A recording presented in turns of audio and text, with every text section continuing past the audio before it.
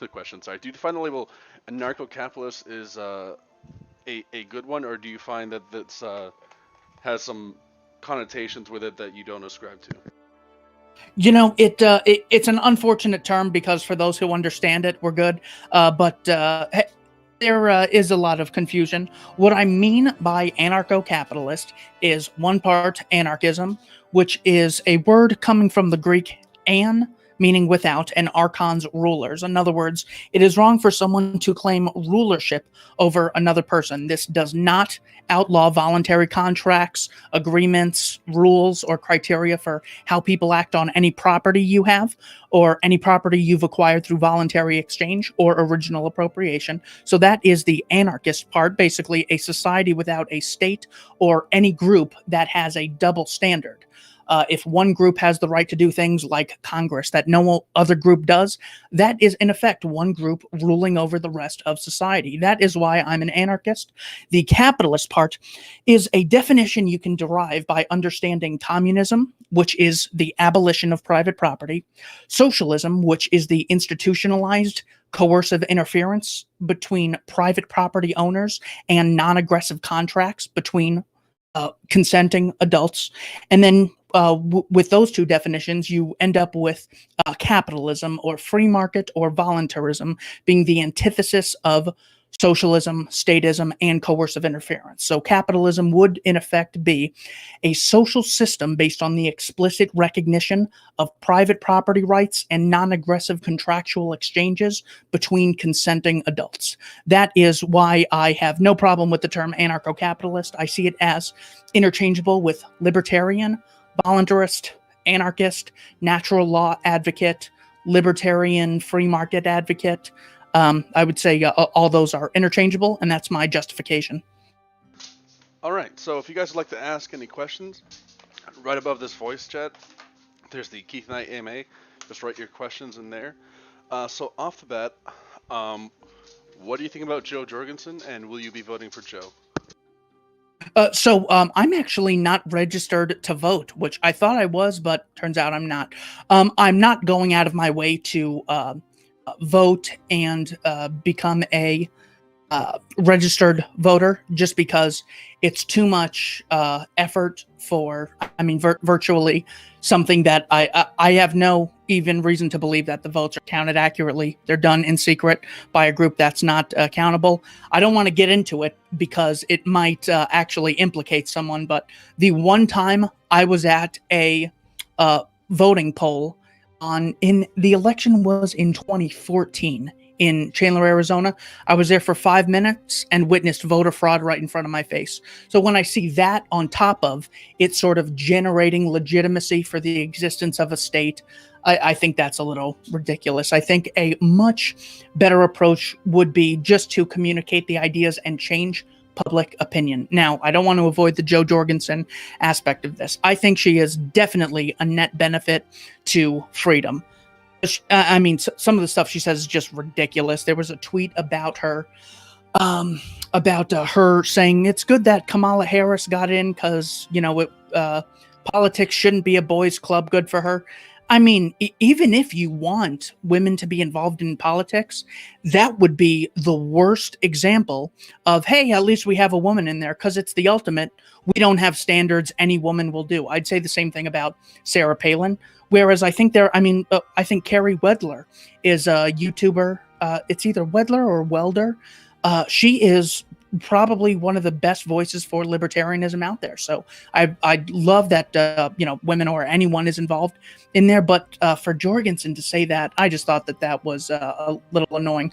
But I had Jorgensen on my show, and we talked for about 30 minutes. She's good on libertarianism, understands why the state is illegitimate, claims rights that no other organization has, and initiates violence against peaceful people because they claim the right to do so by writing words down on paper and then voting. Something absolutely ridiculous if any other organization tried to pull off a scheme like that. So I think she's without question a net benefit. And back to the voting thing, when I say I'm not a voter because it sort of legitimizes the state, I really do see that it's almost selling yourself short for something that's virtually meaningless. I mean, look, if you got a government job where you'd be able to sort of influence and then be seen as legitimate and having credentials and being able to spread the message of freedom as someone with those credentials, sure. Even if it's coercively funded, well, you're only getting some of your stolen money. But I mean, to sell yourself for a 1 in 200 million vote that's probably not even counted, that's just too insulting to participate in. And it certainly recognizes the legitimacy of an organization that, I mean, even when you do get wins like, Obama's going to at least close Guantanamo Bay and improve relations with other countries, does the exact opposite. At least Trump is going to, shrink the government a little bit. Nope, does the opposite, more spending than virtually any other president, even in the last year or so. So, no, I don't vote because it legitimizes the state and it is virtually meaningless in a larger context. I think the focus for freedom advocates should be to change popular opinion in just holding the state to the same principles you would hold any other organization to. It's so complex, yet so simple at the same time. All right, so before we get into Dusky's question, I want to, there's a couple here about voting. Jordan wants to know, do you think voting against taxation is aggression? No. And the reason I say that is because if someone is initiating aggression, I think you need to warn them, hey, stop doing that. If you don't, I am going to use force to stop you from doing so. And I would never think of using force to stop someone from voting. Yes, it's a terrible ritualistic, but I mean, saying the pledge in public, I think does just as much to legitimize the state as voting. And I would never cage someone for doing that or, point a gun at them and tell them to stop. Whereas I would absolutely do that for a home invasion, a rape, a murder, a kidnapping, someone trying to enslave another person, someone assaulting another person. Those blatant acts of aggression, absolutely you have the right to defend yourself. But no, voting is not aggression, even though it does sort of give a hat tip to the aggressors. But I mean, the worst thing you could do is go on CNN and or Fox or MSNBC or ABC and justify the existence of a state. That does way more to legitimize the state in the minds of the masses than having a 1 in 10 million vote that, I mean, heaven knows, even if when the decision is made versus how long it takes to count all the ballots, something like by the time half the ballots are in, there's a 98% chance they know what the result's going to be. Just too ridiculous for me to even spend time participating in. I think for every second I worry about that stuff, that's time that I could be spending making a video explaining the reality of the situation to someone. All right, and Hacked Duck wants to know, could you bring about anarcho-capitalism through the ballot? Through the, what? I don't necessarily think so, because through the ballot wouldn't necessarily change the mind of the individual. So currently the problem is that the voters believe that violence isn't violence when a group called government does it. Their theft is called taxation. Their mass murder is called war. Their enslavement is called the draft. Their violent domination is called regulation. So the reality is that the problem is in the minds of the voters. So if the voters vote for anarcho-capitalism, and that makes it legitimate only because it occurred through the mechanism of voting, well, that's not necessarily changing their minds and getting them to have a deep understanding of what makes statism immoral. It would be the equivalent of saying, if a bunch of Muslims voted for Christianity, would that make them Christian? Well, no. What it would do is just say that a majority of them voted for Christianity compared to something else, but it wouldn't change the belief in their hearts that they still recognize Allah over Jesus, or Muhammad over Jesus as being the prophet. So again, just as you can't vote someone's religion away, or you can't just vote someone out of a Jonestown cult. You have to really just explain the principal difference to them. So I don't think that it can. I think if it ever did exist through ballots, it would simply be a reflection of what already exists in the minds of people, as opposed to well, there was a vote for anarcho-capitalism and now everyone has it, and this is just the way it is. Because if you just took down the government, people would just start seeking a new government the next day. So I don't see that as a principled solution. However, it is possible. I just think it's very unlikely. Okay. Dusky wants to know, what's your best response against the fear of warlordism? And they specify not against statists. That's extremely easy, since they want a state, but against left anarchists who claim that security companies, prisons, banks, etc. can come together and form a dictatorship. Sure. It is funny when statists bring that up as if warlords don't occur under statism. Oh, Statism has the biggest. Real quick, his question was specifically about warlordism, and like what's your response to it when it's proffered by left anarchists? So people who say, like, basically we got to worry about the corporations. Sure. If there was a belief in the right to rule, then a corporation very well could just replace a state, and then the corporation would be the state. But we have to remember, what makes the state legitimate is it has different moral characteristics. As big as Amazon is, they're very big and they're very influential, but I don't think there certainly is no large-scale recognized right that Amazon has the right to do something that no one else does. In the same way, Jay-Z and Kanye West have 1 billion times more influence than I do. They don't have any more recognized rights than I do, specifically the right to initiate aggression against peaceful people. So long as corporations do not, one, have the recognized right to rule, they simply will not become warlords, because people won't be looking for someone to rule them over. In fact, the introduction of anarchism is what decreases this. If you had the belief in statism and no separation of church and state, we'd have warlords between Protestants and Muslims and Jews, because they would all want their religion to be coercively imposed so they could enjoy it at everyone else's expense.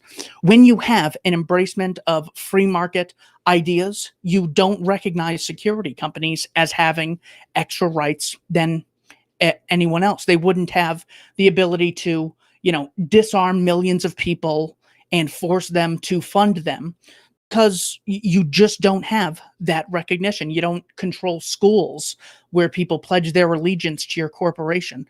I mean, corporations would have to spend, I don't know, what, trillions of dollars a year just to indoctrinate people. And it simply would not economically be worth it. You'd have to spend so much time investing in something that no one believed in.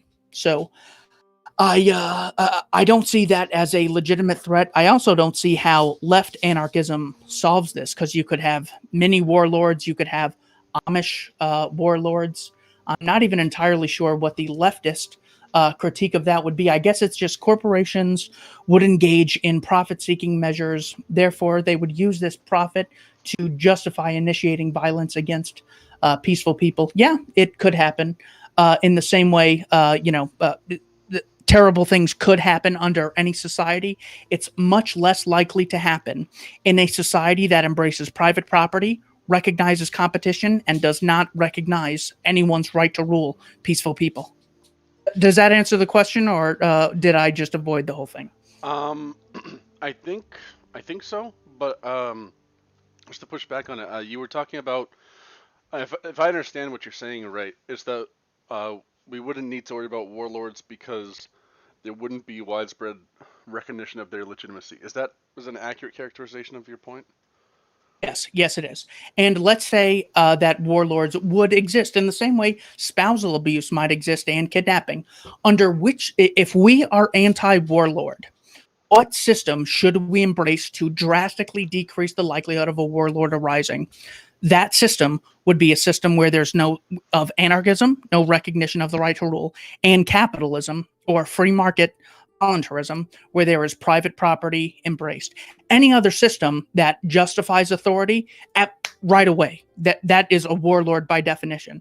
And any system that is a leftist or socialist, quote, anarchist idea, that means they justify forcibly stopping people from making voluntary exchanges under the guise that exploitation might be occurring and profit might be disproportionately given to one party or another.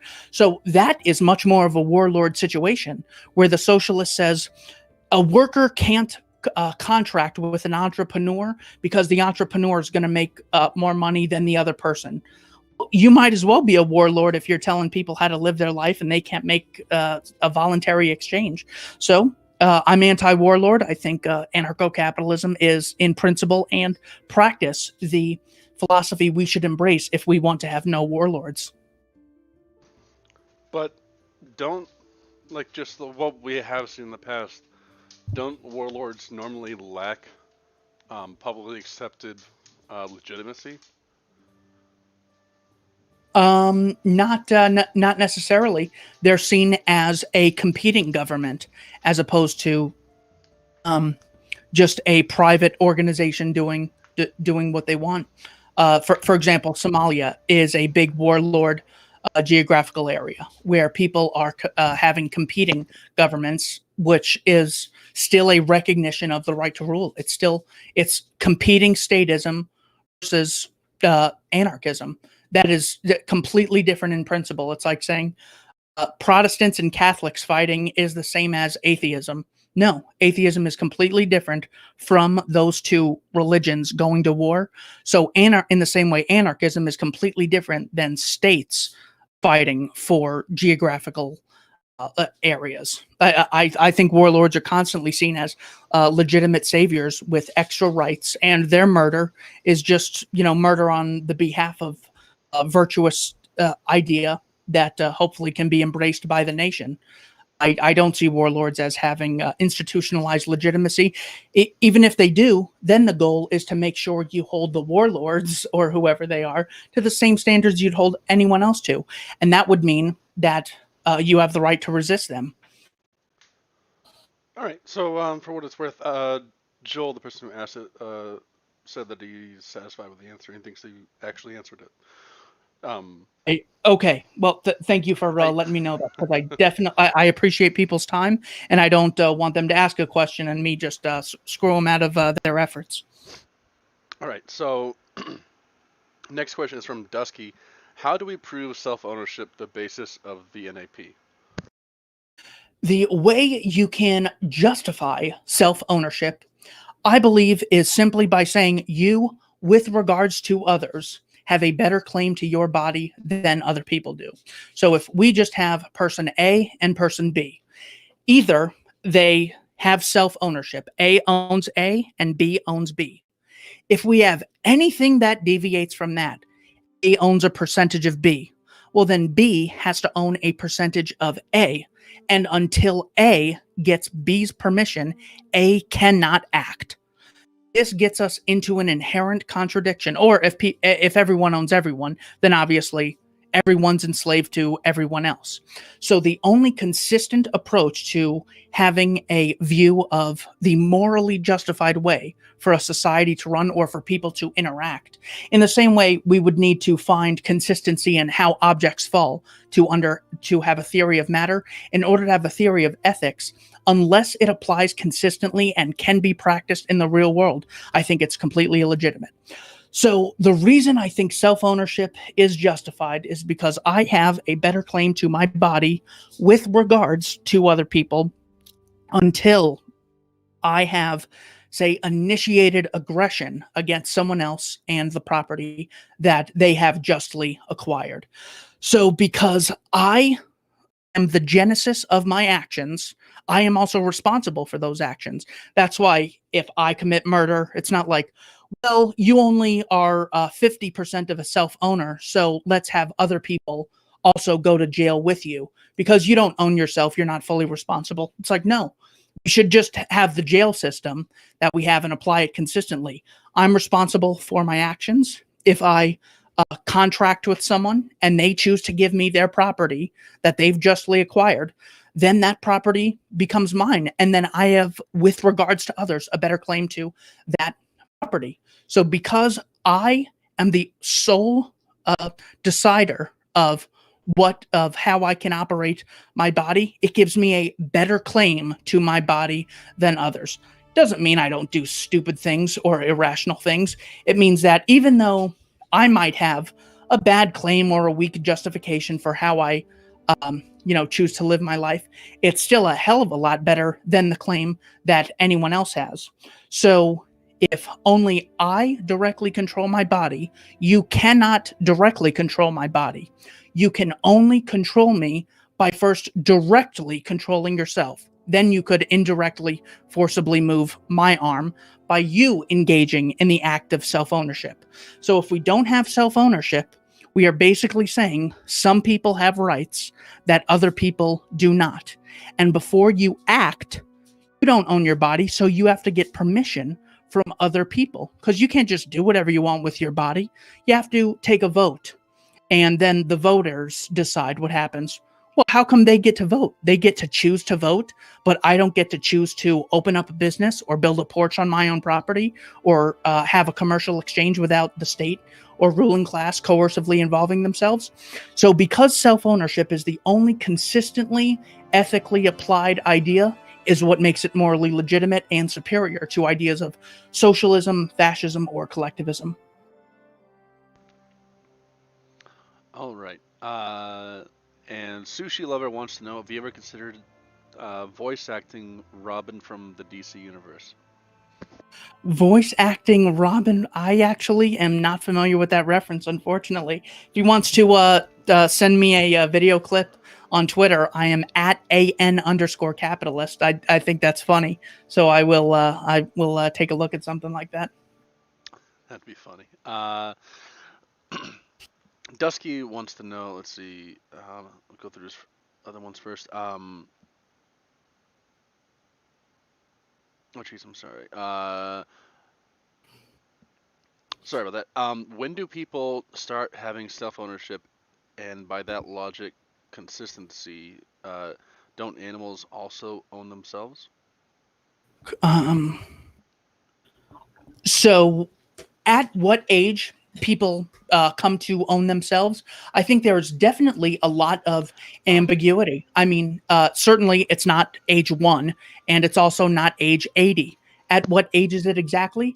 I think a principled response to that would be, once someone displays rational characteristics and an ability to see, I don't want to say long term, but the ability to weigh ideals with reality would be an explanation or justification for that person being a self-owner and having the right to leave their parents' house without their parents forcibly stopping them. I do, of course, and this is what makes consenting adults different from kids. When a child, and this is not to just, pick on kids, children do not have the mental capacity to consent to things like a mortgage or a long-term payment plan or sex. This is what makes pedophilia immoral, but sex between adults, totally justified. So because they don't have the mental capacity to consent is what disqualifies them from being self-owners. So in the same way, someone in a coma, I do not think has self-ownership. If someone has an epileptic attack and hits me, that's not the same as someone assaulting me, because that person does not have control over their agency. There certainly is a lot of gray areas. This is what comes with, being a human and there being large degrees of certain concepts. There is a spectrum of autism. I'm sure there is a spectrum of ownership where there are a lot of 14-year-olds that could live on their own. There are 29-year-olds that are absolute idiots and need to be taken care of, or should be taken care of through any voluntary method. There are some people who are mentally challenged. it's not like you either are or aren't. There's also a spectrum there. So I would say the idea, the ability to demonstrate concepts and what should be from what really is, and your ability to act in accordance with ideals would be a demonstration of someone who I would hold accountable for self-ownership. So I wouldn't put a 10-year-old in jail, for hitting someone, but I would put a 30-year-old in jail for assault. Now, it's important to recognize this is a rough conversation just because it can be vague getting into at what point exactly is someone responsible and able to do things that they previously were not able to do. That's really tough and hard to bog down. The fact that that's hard to bog down applies to anarcho-capitalism, but it also applies to statism, minarchism, fascism, communism, socialism, anarcho-syndicalism. So it's inherently something that's difficult to deal with. It in no way justifies a state or anything else. Because, I mean, if we're just talking about age of consent laws, that difficulty applies to anarcho-capitalism and communism and fascism and minarchism and everything else. But I appreciate the question because it's definitely something that I wish there would be more work on. I'm just sort of going what I've thought about previously and is what is coming to my head now. All right. Next question from Joel. He wants to know, do you think that people like Hoppe fall in terms of being traditional, or do you think the benefit of tradition is necessary for anarcho-capitalism? I am really not sure what changes people's minds. I mean, I think the work of psychologists like Robert Cialdini have certainly made very persuasive cases that the vast majority of decisions that we make are irrational and unjustifiable. We first make our decision and then later fabricate justifications in our head. So I think it's very likely that when we have a decent tradition like Christianity, I think it's definitely important to value that. Certainly institutions like the Catholic Church, Mormonism, voluntary organizations, these are just things that we need to absolutely, and when I say we, I just mean but people who subscribe to the private law voluntarism anarchist ideology that I do. I think we absolutely have to appreciate those and hold on to them. I mean, family. What we're essentially doing is we're competing for the hearts, minds, and the public opinion of pretty much the planet, because nations are just arbitrary differences between people that have the same rights. So when it comes to something like the Soviet Union losing communism, Vladimir Putin's talking with Oliver Stone, and Oliver Stone sort of said, "Why did you make Russia Christian?" And Putin says, "Well, first of all, that's something the Russian people decided to do on their own merit. And it was a belief that arose because after communism fell, people needed something to believe in."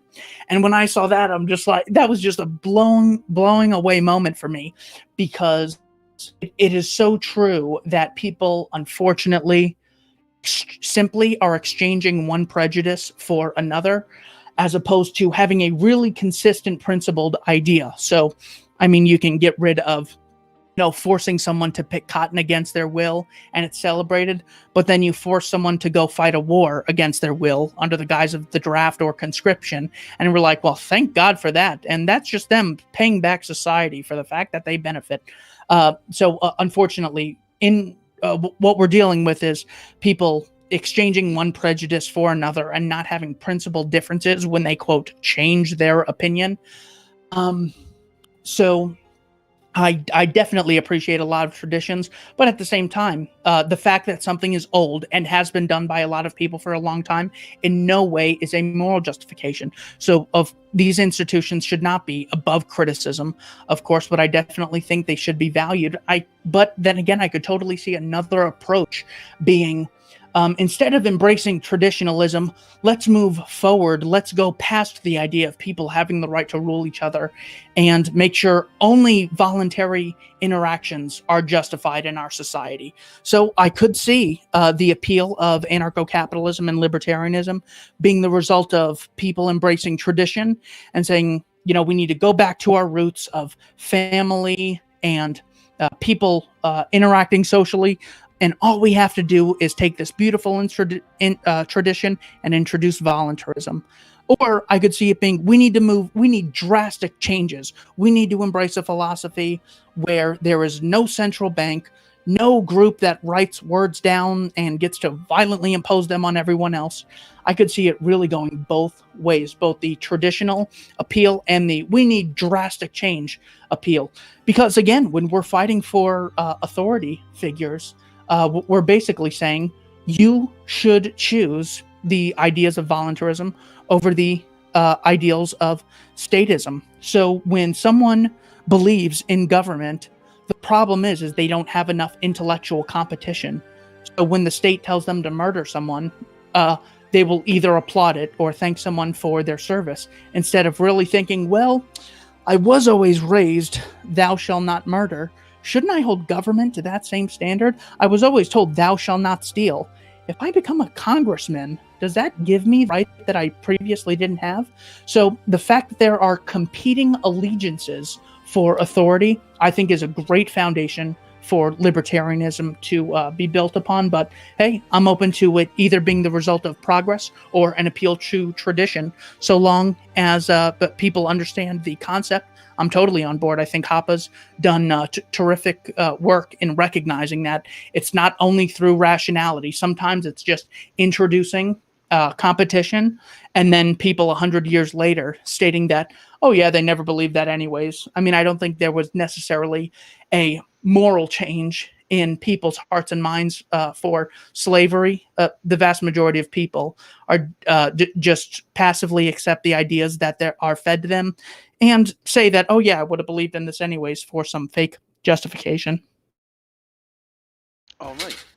Hyperion wants to know, being how there is an array of ability inherent in the human condition, aren't we assuming their ability to be all rational enough to form a civilization in an anarchic paradigm? Not necessarily. Let's say new scientific evidence emerges that people are 100% irrational and they don't make good decisions for themselves in the short run, medium realm, or the long run. And they're ignorant about history, just completely ignorant. I don't see how the existence of everyone being massively ignorant justifies a state. Certainly, the state would be, I'm assuming, filled with human beings. And if human beings are irrational and idiots and not able to look to the long term for their ideas, I don't see how the existence of a state changes anything. If anything, that would exacerbate irrationality, because it's bad enough if I'm irrational, but if I'm irrational and I have the right to rule other people, oh Jesus, watch out. Then I have, armies that just take my orders blindly, and I am also irrational just like everyone else. So whether people are pure good, well, then you certainly don't need a state because everyone's good. And if everyone's all evil, well, make sure you don't have a state so the evil people can't exacerbate their evil under the guise of having the right to rule others. And if people are, a mix of both, well, make sure there's not a state, because the most evil human beings ever are sucked to the state like a goddamn bat signal. I mean, Henry Kissinger, Zbigniew Brzezinski, Madeleine Albright, that's just in America. What's the likelihood that all these dictators, totally justify mass murder, even when they have the internal documents showing that it's going on?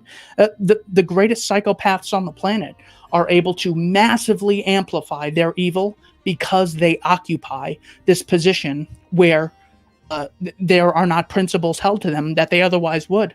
I mean, if Jeff Bezos orders Amazon to murder people, we would rightly see him as evil and he would hopefully be assassinated. But if Trump does it, people say, thank God for Trump, or else, bad people would be out there. I mean, at what point are people going to say that a politician's actions are unjustified if they currently support that politician? Literally, if Obama had nuked countries just for, under the guise of, protecting us, and it's for the greater good, and they were dictators in those countries, so I was really helping them out, I don't think people would change their mind. I certainly don't think if Trump started nuking countries indiscriminately that people, I think it would be so easy to fool people and say, well, at least it's him and not someone else. It might be better. So that is That is my immediate response to, what if people are evil or irrational? I don't see whether they're totally rational, not rational at all, or some mixture.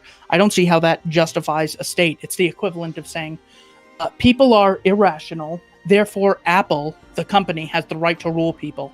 Well, every criticism of the average person also applies to the people that are involved with Apple or Congress or the Catholic Church or the Red Cross or the Symington Cancer Center, any other organization. So while that might be true, people are very irrational, it in no way justifies a state. If anything, it is an argument against the existence of statism and the double standard that some people have the right to rule and others have a duty or obligation to obey that rule. All right, so there's a question from Dusky. I'm going to rephrase it to, I think, better capture the point he's trying to get at. If self-ownership is the basis of rights, and people under a certain age lack the necessary requirements for self-ownership, I think you said it's the ability to reason, then what is the moral wrong in causing harm to them? The moral wrong in causing harm to them is their nature of being a human being that has the potential for self-ownership, as well as the ability to experience pain and trauma. So that is my immediate response to that. I certainly would have to give it a lot of thought. But for example, assaulting a child is immoral, even though the child is not a self-owner. One, because this is a traumatizing experience and can cause them long-term damage. Whereas if if you force a baby to take a bath and they don't want to, I would say you're justified in forcing them against their will, simply because they don't have the understanding that they need to engage in hygiene. Or if they want to eat all the Krispy Kreme donuts they can, forcibly stopping them is justified simply because it causes them significant amounts of harm that they're not able to correctly see. You would have the same right to stop a parent from engaging in this abuse against a child. So I could see the parent relationship, whether it's parent-child or adult, or let's say rational adult versus mentally challenged adult, simply as a steward. So one who's able to compensate for the shortcomings that individual is experiencing. So if someone's in a coma, well, there needs to be large compensation. If someone isn't totally there mentally, for example, the Democratic nominee, Joe Biden, if someone's not there, well, then you constantly have to have a handler helping them out, making up for their shortcomings. Sometimes, if in the same way, if you have really bad sight, you would want someone to forcibly stop you every now and then, so you don't walk over a curb and fall, so you don't walk into traffic. That would be justified simply because the blind person doesn't have the ability to fully see, just like the child doesn't fully have the ability to realize what they're doing is harmful, just as the mentally challenged person doesn't have the rationality to see the long-term or even immediate effects of their actions. So while the child still is a self-owner in the sense that it's wrong to initiate aggression against them, I still think that they are a self-owner, and this is justified because they are simply experiencing a temporary shortcoming to their rationality that in a matter of years, we are able to see that they will become a self-owner eventually. That is my justification, and I know I've already said this, but that's a great question that I'm very interested in doing some more thinking about. But again, the fact that it's a shortcoming for ANCAPs, it's also a shortcoming for every other political ideology and does not justify a state. So you would say then that there are rights which arise without self-ownership. Is that right? Rights that, yeah, I think any human being, I would put this species of human beings in a sphere in which it is wrong to initiate aggression against them because they have a better claim to their body than others. So Therefore, people have the right to live their lives the way they want so long as they don't initiate coercion or fraud. Both of these violate the consent of other people by their very nature, so it violates the self-ownership of other people. So yes, I would say that rights can exist in the absence of total self-ownership, and the case in that would be, a baby, just a newborn baby that has no ability to, control thoughts, actions, or emotions in a rational manner. I would still think it's wrong to kill that baby because I put them in the sphere of human beings where the morally permissible behavior is virtually anything that does not initiate aggression or long-term harm against the interests of the child. Again, that gets into a lot of muddy waters. At what point is it in the interest of the baby? Again, that applies to every other ideology, which I'm certainly open to being corrected about, but it in no way justifies a state. All right. Jordan wants to know, what are your thoughts on Hoppians that argue private property is being a king or ruler of your property and makes the case for anarcho-monarchism? So it's not that he makes the case for the ideal society being, I'm sorry, he might in the sense of if you're the king of your house, then you're a monarch of your house. I think it really engages in the equivocation fallacy and shortcoming that when we say king, what we mean is a person who rules over others, not a person who is a self-owner. So I disagree with the terminology.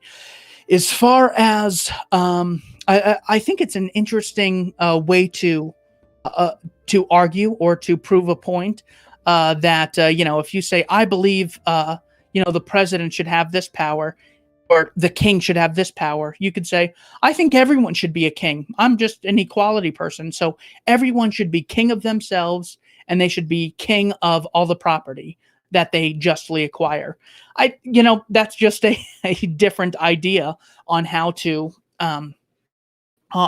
word the ideas of self-ownership, but I do think that is misleading. Certainly, there is no principal difference. So long as people understand the difference between Putin being head of Russia and my friend who lives in Russia who owns his house. The reason my friend owns his house and gets to make all the rules in his house is because he acquired that house justly through voluntary exchange and original appropriation, meaning he worked to labor it. Therefore, with regards to others, he has a better claim to it. So because he has that just acquisition, he can make any rules that he wants so long as they don't initiate violence. The reason Putin doesn't get to make any rules he wants for Russia is because Putin has not voluntarily contracted with millions of Russians, and he hasn't acquired the property of all of Russia by himself. So I, for example, was in a sober living community for some time, and there was prohibition. Now, the reason this prohibition was not immoral, well, it's even, misleading to call it prohibition. This was a voluntary arrangement where we decided there should be no alcohol or drugs of any type allowed. Even though alcohol was legal, it was in America. That is a case of voluntarily having a criteria on what is done with your property. We had a big community, dozens of houses, a lot of individuals. I'd have to go back to get the number. So the guy in charge of that, I would not consider him a king or a monarch. I would simply see it as someone who has influence and money and a good reputation, making a contract and giving me an offer that I chose to voluntarily take. It certainly is, it's drastically different in principle, simply because you didn't acquire the property through voluntary exchange. That is the principal difference between the apartment complex having rules and the country having, quote, rules. It has nothing to do with the size. Even though the apartment complex is very, very small and the country is very, very big, if you acquire property through voluntary contract or original appropriation, meaning you just built on land that no one else was on, that gives you a better claim to anyone else. Because if someone else had a better claim, that would mean that they own your body and all the property on the land, on the earth. Once you've built something, then everyone can just take from you, and then everyone can take from them because they don't own anything. So this is why the homesteading, original appropriation principle is justified, and why the ability to contract, voluntary contracts, is also vital. So when we have something like the discussion of monarchs, so long as we have the same principled understanding of private property and the non-aggression principle, there's not going to be any difference in how our societies exist, or we won't really have points of disagreement. But I do love that what Hoppe does when he talks in Democracy, the God That Failed, about monarchs being very receptive to the people. Now, because the average person says, what? The monarch, the king, can just do whatever he wants. When in reality, this is where you can appreciate the fact that all that exists is virtually the result of public opinion. The fact that people would have recognized King George as a king in Britain in 1770, but if I went to Britain and put a crown on my head and started telling people what to do, they would just laugh at me. The only difference is public opinion was in the king's favor. There are no magical powers that a monarch would have. So when Hoppe really explains to you, the king can't just do anything. I mean, he still had the ability to be assassinated. If the masses ignored him, he would have had no power. So that's where I think Hoppe's real contribution through monarchism is stated. The problem is if you have a democracy and people see government as an extension of themselves, then they will let the state get away with any atrocity, because to insult the state is to insult you. And hey, if this king is not keeping me safe, well, screw the king. He's not legitimate. Whereas when George Bush doesn't keep you safe on 9/11, you go, oh, we need to give more power to our government. And then Bush's approval rating skyrockets to 90% after not keeping the people safe that he says he's going to keep safe, regardless of what you think of that story. He didn't keep us safe. And then his power increases. Whereas any sane person, I mean, Kim Kardashian gets robbed and she fires her security. Of course, when something that bad happens, you fire the people responsible. But under democracy, when you are the government and it's the one society, it's the one mechanism in society that acts in your interests and for the public good, well, then no matter the scale of the atrocity, you think it's inherently legitimate, and you'll constantly be giving it more power. That's why democracies today tend to have more power as a percentage of the economy than kings ever did. Yeah, I think Hoppe's, no question, a net benefit to libertarianism, even though he's oddly, someone who gets criticized so much by people who are just unappreciative. Does that answer the question? Yeah, I think so. Kale wants to know, what are your views on a good state? What makes a good state? A good state. So there's two things. If we have, I think it's the Second Amendment in the American Constitution where they talk about a free state. When they're talking about a state in that case, they just mean a geographical sphere of social cooperation. That I would say any state that consists of adults acting in accordance with the non-aggression principle and the private property ethic of voluntary contracts is a justified state of human existence. That is not to say that any state is legitimate. So that means, the other meaning of the word state would be an organization that has a monopoly on the right to initiate aggression against peaceful individuals on and with property they did not justly acquire. So all governments, states, are totally illegitimate because they claim extra rights no one else has. So if you're using the term of what state humanity is in, a justified state would be a state of freedom and equality, non-aggression principle, right to contract, right to private property, right to your own body. But there is no such thing as a morally justified state in terms of government. That is my answer to state. If the questioner wants to clarify what they mean by the word state, Well, I actually think that I answered either way you could interpret the word state. Yeah, I think you got that one. Let's see here. Gidicus wants to know, should healthcare be state-run, good quality, and free? Should healthcare be state-run? No. The reason nothing should be state-run is because what makes the state unique is it collects its property through coercive through the mechanism of coercion as opposed to voluntary exchange. So for the same reason, I don't have the right to forcibly take money so long as I spend a portion of it on helping other people get health care, is the same reason the state doesn't have that right to forcibly take someone's money and then maybe give them health care. Or else the solution to health care is just tell insurance companies and hospitals that they can forcibly take everyone's money. And then in exchange, they'll give you free healthcare. I certainly would like a society where people didn't have to, necessarily compensate others just so they could get something like healthcare or food or water or shelter.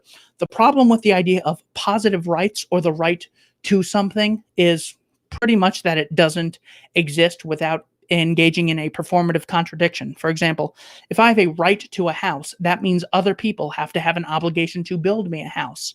Whereas in the libertarian view of the world, if I have a right for people to not initiate violence against me, that puts the obligation on others to not initiate violence in the first place. That is totally consistent. But if you have an idea of people have the right to health care, well, then everyone listening to me now needs to provide me with health care, or they're violating my right to health care and they need to go to jail. But then I have to provide them health care because they have a right to it. So these are things that only come into existence because other people have taken actions to produce them. You cannot have a right to that. And also, it can't be free. Do doctors not get paid? I mean, if someone's, it's like saying, well, the military is paid for by the government, so the military's free. Because, a general has never knocked on my door and handed me a bill. So the military's free. Everything government does is free. It's just a different mechanism of paying. Now, if he is talking about a gift economy in which people do not have to directly compensate people for their labor, and labor is performed voluntarily, I got no problem with that. I love that idea. Ideas, that a lot of Nikola Tesla researchers put forward, saying we could have we could give everyone a house and everyone a computer and everyone healthcare. It would be such a minimal cost that we would need only 10 people on the whole world operating machines in order to produce this. Hey, if that's voluntary, if no one's being coerced, if they're not initiating aggression, by golly, please do it. I would love to live in that world, but certainly no. I am against state-run anything, especially because it's still not even free. Yep, government steals trillions of dollars a year in taxes. Certainly that wouldn't be free. And like I said earlier, for the same reason, hospitals, all they would have to do is just force you to pay. And then when you came in, they would sometimes give you something. I mean, look, right now we have free guaranteed safety by the U.S. government through the police. Do they actually make us safe? No. Right now we have free foreign policy. Does it make us safe? Does it make other countries safe because we have free state-run foreign policy? No, it makes it much worse. Right now we have free education. Does that mean people are educated? Please, to ask that question is to answer it. So simply by the state granting something a right doesn't bring that into fruition. Telling the state passing a law saying we need healthcare and healthcare is a right does not create healthcare. It'd be like saying the idiots in Haiti who are so poor just have to pass a housing law. This way everyone has housing. And the pharaohs of Egypt should have just passed computer laws.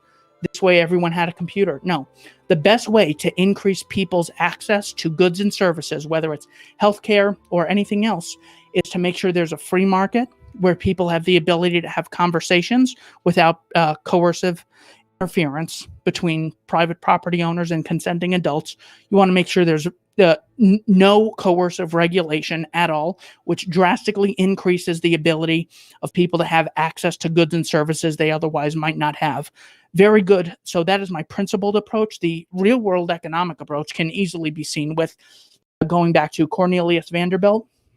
drastically increasing the average Joe's ability to get on a steamship and travel. The Wright brothers giving us planes. We have John D. Rockefeller increasing our ability to access oil and kerosene. We have Andrew Carnegie drastically increasing our ability to access steel. And everything we have almost is either made with steel in the production process or has steel in it. So that allowed all of us to benefit. So if we really want everyone to have something like healthcare, just make sure that there are no arbitrary coercive barriers to entry, and you can increase the likelihood you'll get healthcare to the most amount of people, even at lower levels of income. That's why most people have TVs and phones. Not most people in the world, but of TV owners and computer owners, tablet owners and homeowners, it's not because a law was passed. It is simply the result of people mostly acting cooperatively, voluntarily, and there being a profit incentive and competitive incentive to get products and services into the hands of the masses. Because when there's a free market in something, the goal is generally to get it to the masses. Now, cars are mostly privatized, and not all cars are, Lamborghinis. So the idea that in the private sector, it's only the rich benefit. Not even close. The average car is something much, much less expensive because they have to market to the masses of consumers. Same thing with healthcare. The best source on why healthcare is so expensive in America is a book called Death by Regulation by Mary J. Ruwart. One example of the FDA murders 100,000 Americans every single year because they outlaw the ability for people to be compensated for donating their kidney. In other words, buying kidneys, but compensated for donating sounds a lot better. In countries like Iran, where there is no such law, they have a surplus of kidneys. So, according to the researcher Jason Brennan at Georgetown University, about 100,000 Americans die annually from not being able to access kidneys, whereas there would be a surplus of available kidneys if you could compensate other people for this. So by the state coercively stopping people from engaging in this voluntary exchange, about 100,000 people die annually, again, according to Jason Brennan of Georgetown University. Is that where he works? Yeah. I think he works at Georgetown, but he's been on my show twice, and we spoke about this. So, imagine that drastically amplified. We just saw Lyft is now stopping operations in California because California is increasing the cost of production. So big companies like Lyft have trouble dealing with regulations. What do you think that does to small business? Because so many businesses have to experience this, we as consumers have less businesses to shop at. That means we have fewer access to goods and services. That means less competition. That means higher prices. That means lower quality. That means less choice for employees. They have fewer places to work. They have fewer options. It's bad for everyone when we have this type of coercive intervention. So that is my response to healthcare, why it should be privatized both economically and in principle. All right. Jack wants to know, how do you intend to abolish or otherwise end the state? What can be done as individuals and as a collective group? So when I say abolish the state, what I am not saying is we need to pass a law or we need to get the White House under private ownership or the Washington Monument or pass legislation to repeal the state. What I am saying by abolish the state is, well, first of all, let's talk what statism is. Statism is the belief currently in the minds of the masses that some people have the right to rule others. My solution to that is simply to change that opinion by exposing them to the nature of reality, that for the same reason scientific method applies to all objects. Objects fall at 9.8 meters per second. Morality applies consistently to human beings. So simply by changing that public opinion is where the power to abolish or end the state lies. So it's not like I don't see ending the belief in statism as a thing that's going to happen on a day and will have a date. I see it as a gradual delegitimization of an idea. So just as, the example I used earlier of if I went into a certain town, even if I had a very fancy suit and a very nice looking crown, people would not recognize my right to rule them. The same reason they shouldn't recognize Trump's right to rule them, or Lindsey Graham, or President Xi of China. I mean, just these ridiculous titles. All we have to do to end the state is recognize where the power comes from. The power is in the minds of the masses who genuinely believe that violence isn't violence when the state does it. Once we change that opinion, that's where the state loses all of its power. I mean, if we just take the American example of FDR putting 120,000 Americans, Japanese, German, and Italian, in concentration camps, how did one single person do that? All he literally did, all his actions were he picked up a pen, just like this one, and then took a piece of paper and wrote words down, literally. I think it's like Executive Order 9036 or something.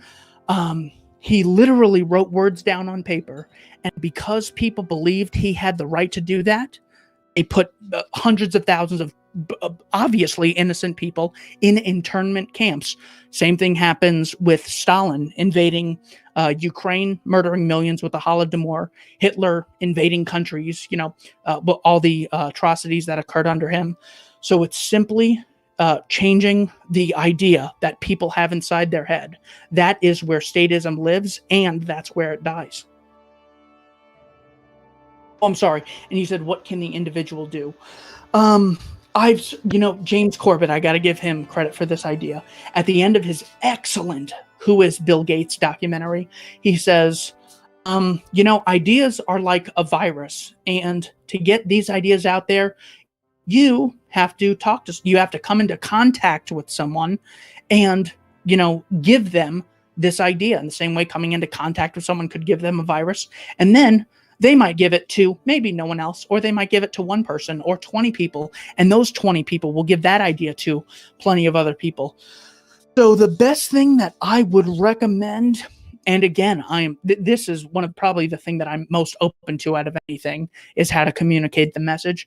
Simply by explaining the consistency of a ethical theory to people, I think will do more to end the state than virtually anything else. Having an opinion is so important, and just being able to passively articulate it. Don't be in anyone's face, because then it's odd when you're passionate about something. Instead of people saying, well, I care about you and you're passionate, let me listen. People tend to get so turned off and just tune you out.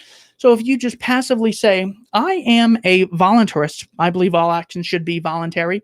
What makes the state unique is that it doesn't engage in voluntary interactions. It claims the right to just take property by force, and they make a law and you have to abide by it. Imagine, I don't think the Pope has that right. I don't think David Miscavige, the head of Scientology, has that right. I don't think Trump has that right. And I wouldn't give Jeff Bezos that right just because every 4 years we got to vote for the head of Amazon. That's just ridiculous. So being able to easily, simply communicate that message to people, it will literally spread like a virus. And it's amazing the suppression that we get with these ideas, where it's like, I think the alt-right was a term coined in 2009, and libertarianism has been around since like 1850 with Frederick Bastiat. Really took off in the 1970s with Robert Nozick and Murray Rothbard. So if you realize that this philosophy of true natural law anarchism was very vaguely around up until the 1970s, and we've gone from 15 guys in Murray Rothbard's apartment to millions of people having conferences, podcasts, getting on Fox News, getting interviewed on the Rubin Report, having millions of views on YouTube, being on Library, BitChute. We're in such a great position historically, even though it always looks like something terrible is going to happen. So the best thing we can do is proudly, unapologetically have a general opinion that we are confident in and that we're able to communicate on principle to the average Joe. there's something really interesting in psychology. I think it's referred to as social proof, where the more people do it, the more you think it's legitimate. And I think that there's a lot of, legitimacy to that concept. Whereas when someone hears the idea of voluntarism, oh, that's dumb and that's just utopian and that would lead to chaos. The second time they hear the idea, they're much more likely to entertain the idea, maybe even accept it. The third, fourth, fifth, or 10th time they hear this idea, they're like, there really must be some. I got to look into this a little bit. To be fair, that's what I have done with other ideas. I'm like, well, no one really believes you just have the right to, nuke people. Then you see Lindsey Graham talking about killing all Iranians in a joking way. You see Jacob Wall talking about it like sometimes the more, and that's not me thinking that nuking civilians is legitimate. It's just the idea that it's popular. So by someone hearing something again and again and again from different sources drastically increases the likelihood they'll accept the idea. You as an individual, best thing you could do, have the opinion, be able to passively communicate it on principle to other people and explain your reasoning. Why the state's illegitimate is the really big one. Violence is violence, even when a group called Congress does it. I mean, that is the short elevator pitch that I have. So that would be my answer to, how us as individuals can hopefully change the eventual outcome of how people see the world. All right. And Jordan wants to know, is there a preference toward religion or atheism under anarchy? The vast majority of anarchists are atheists, and I think that's just because the people who tend to question one authority tend to question another and see it as illegitimate and an imposition on them as an individual. So even though a lot of them tend to be atheists, I see so many Christians being friendly to our ideas because, I mean, it takes a lot of cognitive dissonance to say, God created human beings in his image and it's legitimate to initiate violence against God's creation. Well, hold on. That certainly is creating a double standard. If I am created in God's image, how come some guy named Doug Ducey in California gets to put me in a cage for operating a business during, COVID, even when the deaths are going down drastically? What the heck is that about? Is that the Christian thing? Is that loving thy neighbor? Not exactly.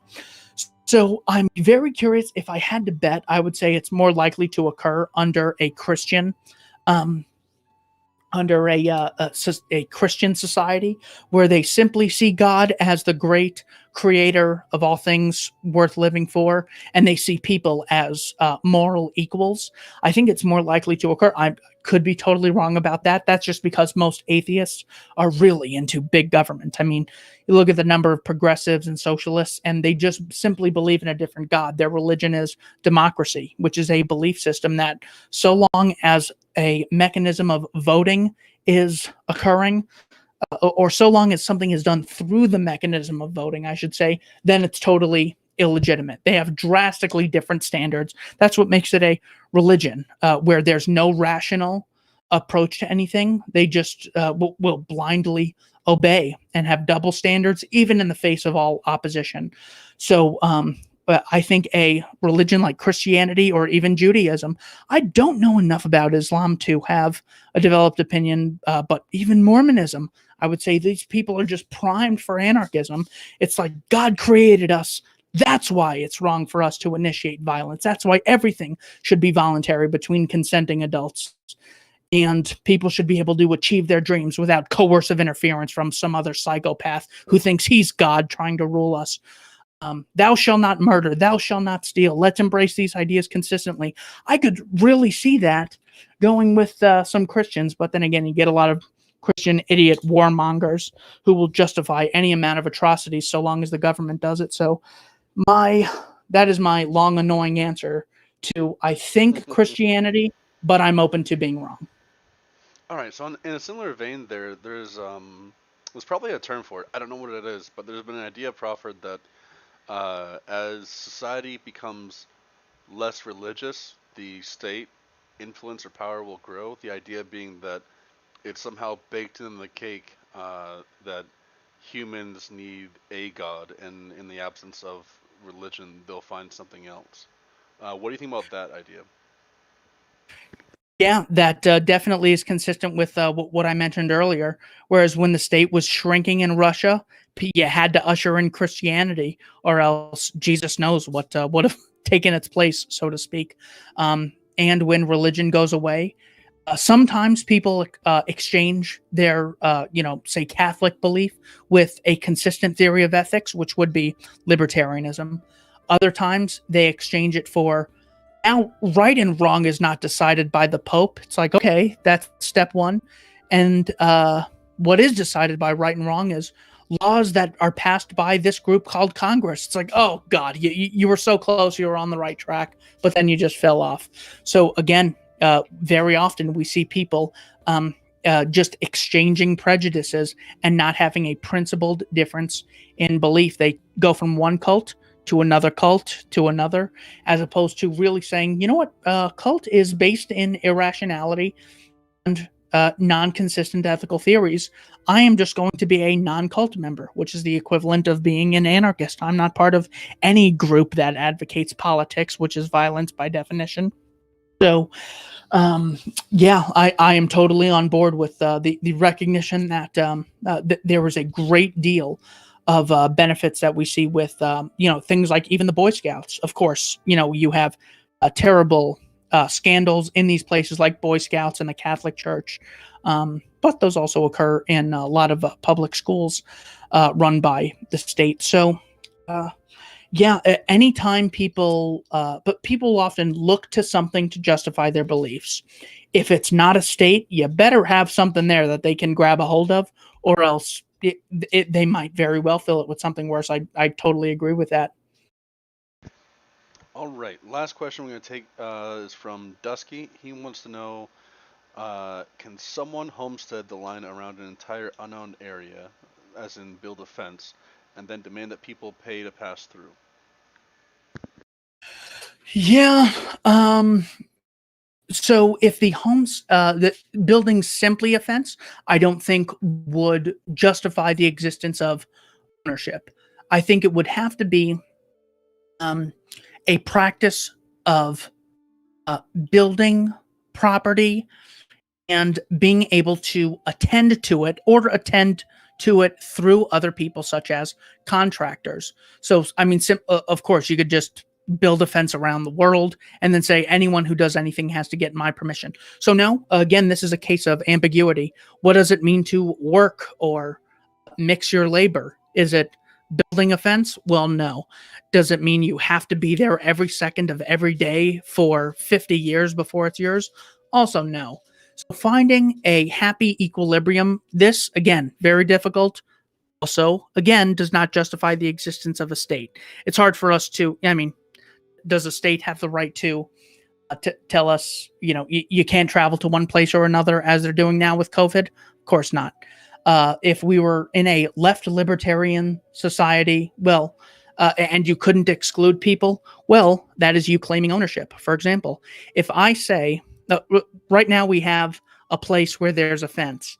If I want to go through there, that's me saying I have a right to go into or on that property. And if you forcibly stop me from going in there, well, then you're claiming ownership over it.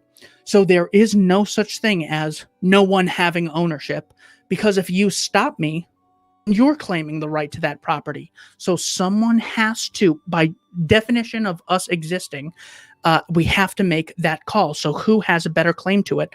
I think the homesteading principle of mixing unowned resources with your body or the bodies of others who contract with you voluntarily is just acquisition. No, just a fence is not enough, but you also don't have to work every day for 100 years. Yeah, coming up with an exact moment at which it is now your property, where 1 second ago it previously was not, that's really difficult to come up with. In the same way, what is assault? Is patting someone on the back once assault? Well, no. Is beating the hell out of them for 30 minutes assault? Yes, obviously, at what point is, hitting them hard and it hurts? There's a lot of ambiguity in these concepts, but we still should be able to recognize the difference between someone building a fence and someone genuinely acquiring property that they are using and benefiting from, or something that they've acquired through voluntary contract. That's not. I hope that's not weaseling out of the question. You think that's enough? Yeah, I think that's a fair answer. So I know I said last question, but I'm going to throw in one more. Monday, you're having a debate here with a gentleman from the Socialist Party of Great Britain. Very often we hear. So I'm first curious, what your thoughts on that. Of course, you haven't gotten there yet, but very often socialists and Marxists will tell people you've got to read theory. I'm curious, as an ANCAP, how important is it to read theory, and what is the number one book, treatise, whatever, that you would recommend? Ooh, number one book on anarcho-capitalism. I'm going to list off four that I'm in love, or a bunch that I'm in love with, and then I will pick one. A Theory of Socialism and Capitalism by Hans Hoppe really gets into the definition of what those words mean. Socialism, the institutionalized aggression against private property. Capitalism, free market, natural law, voluntarism, is the full embracement of self-ownership and private property. That in-depth understanding, I think, is so important. That is a logical recognition of libertarianism. You also have Larkin Rose, The Most Dangerous Superstition, claiming that the belief in authority, that people have different rights than others, is a superstition, literally like a ghost being under your bed. There is no evidence that some people have the right to rule others, because if I don't have the right to do something, I don't have the right to vote for Barack Obama or Donald Trump to do it on my behalf.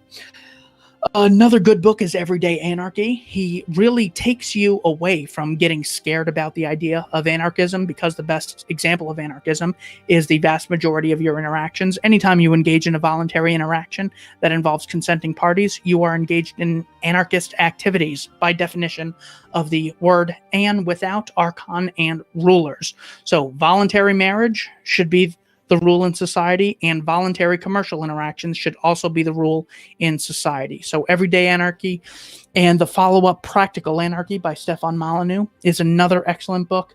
If I had to pick one, it would be The Problem of Political Authority, an examination on the right to rule and the duty to obey, by Professor of Philosophy at the University of Boulder, Colorado, Michael Huemer. This book simply uses a common sense morality approach.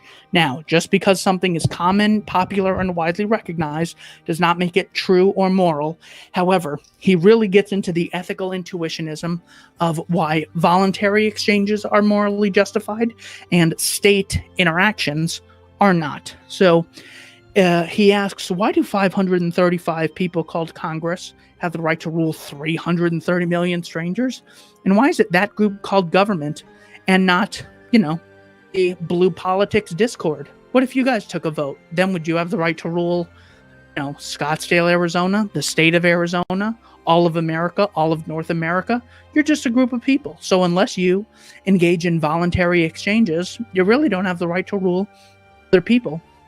So that consistent approach I thought was so eye-opening. He then complements the beginning of the book at the end with talking about how this could operate in the real world. I would say Michael Huemer's The Problem of Political Authority is the treatise that I would recommend on voluntarism.